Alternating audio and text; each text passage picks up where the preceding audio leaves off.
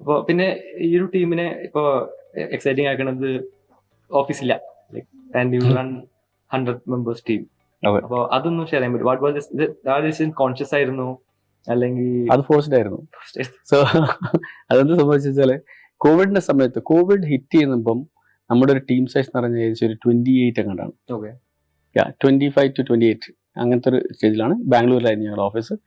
ഞങ്ങൾ സ്റ്റാർട്ട് ചെയ്ത് കേരളത്തിൽ തന്നെയാണ്, കൊച്ചിയിലാണ് സ്റ്റാർട്ട് ചെയ്തത്. പിന്നെ ഞങ്ങൾ ബാംഗ്ലൂരിലാണ് മെയിനായിട്ട് എംപ്ലോയീസിനൊക്കെ ആദ്യം ഹയർ ചെയ്തത്. നമ്മളൊരു 28 ആൾക്കാരെ സമയത്താണ് ഈ കോവിഡ് ഹിറ്റ് ചെയ്യുന്നത്. അപ്പം എല്ലാവരും വീട്ടിലേക്ക് പോയി. പിന്നെ ഒരു കോവിഡിൻ്റെ ഒരു സമയം, കൺഫ്യൂഷൻസ്. പക്ഷെ ഒരു ഫസ്റ്റ് ലോക്ക്ഡൗൺ കഴിയുമ്പോഴത്തേക്ക് തന്നെ നമ്മൾ ബിസിനസ് സ്ലോലി പിക്ക് ബാക്ക് ചെയ്ത് തുടങ്ങി. അപ്പോൾ നമുക്ക് ഹയറിങ് വേണ്ടി വന്നു. അപ്പോൾ ആ സമയത്ത് ഹയർ ചെയ്യാൻ തുടങ്ങിയപ്പോൾ നമ്മൾ എന്ത് ചെയ്തു, all across the country higher ചെയ്തു. നമുക്ക് ഇനീഷ്യലി ഒരു കൺസേൺ ഉണ്ടായിരുന്നു നമ്മുടെ ഈ മോഡ് ഓഫ് വർക്കിംഗ് ഇങ്ങനെ ഉണ്ടാവുന്നത്. പക്ഷേ നമ്മളൊരു 28 38 ആയി, പിന്നെ 48 ആയി, ഇങ്ങനെ സ്ലോലി ഇൻക്രീസ് ഓവർ. ഇപ്പം എത്ര വർഷമായി? ഇപ്പം 2-3 വർഷമായില്ലേ, 3 വർഷമായല്ലോ. നമുക്ക് കാര്യമായിട്ട് പ്രൊഡക്ടിവിറ്റി ലോസ് ഒന്നും കണ്ടിട്ടില്ല ഇതുവരെ. പക്ഷേ probably like one thing which we R missing is ഒരു പേഴ്സണൽ കണക്ട് കുറച്ചുകൂടി ഉണ്ടെങ്കിൽ ബെനിഫിഷ്യൽ ആണെന്ന് തോന്നാറുണ്ട്. കാരണം നമ്മളിപ്പോൾ തന്നെ ഇവിടെ ഇരിക്കുന്ന ഈ ഓഫീസിലിരിക്കുന്നത്, ഇപ്പോൾ എല്ലാവരും ഇവിടെ വരികയാണ്, എല്ലാവരും ഒന്ന് മീറ്റ് ചെയ്യാണ്, ഒരു കോഫിക്ക് പോവാണ്. അതിനൊരു ഡിഫറൻസ് ഉണ്ട്. ആ ഒരു നമ്മളൊരു റാപ്പോ ബിൽഡ് ചെയ്യുന്ന ഡിഫറൻസ് ഉണ്ട്. പക്ഷേ അതിൻ്റെ ഒരു കോസ്റ്റ് എന്ന് പറയുന്നത് എല്ലാവരും പ്രോബ്ലി ഒരു സ്ഥലത്ത് വരണം. എല്ലാവരും ഡെഫിനറ്റ്ലി ഒരു കോഴിക്കോടേക്ക് വരണമെന്നില്ല, എല്ലാവരും ഇവിടെ കൊണ്ടുവരാൻ പറ്റണമെന്നില്ല. പക്ഷേ പ്രോബ്ലി ആൾക്കാർ ബാംഗ്ലൂർ വരാം. ബാംഗ്ലൂർ വന്നു കഴിഞ്ഞാൽ തന്നെ അവരുടെ ലൈഫ് സ്റ്റൈലിന് ക്വാളിറ്റി കുറയും. അവർക്ക് രാവിലെ ട്രാഫിക്, ഈവനിങ് ട്രാഫിക്, ഒരുപാട് എക്സ്പെൻസ്, പേഴ്സണലി എല്ലാവർക്കും എക്സ്പെൻസ്. ഇപ്പം ഇതൊരു സിനാരിയോ ഒക്കെ ആണെങ്കിൽ നമ്മൾ വലിയൊരു വർക്ക് ഫോഴ്സ് കേരളത്തിൽ എൻഡ് ടു എൻഡ് ഉണ്ട് ഇൻ ദിയർ വില്ലേജസ്.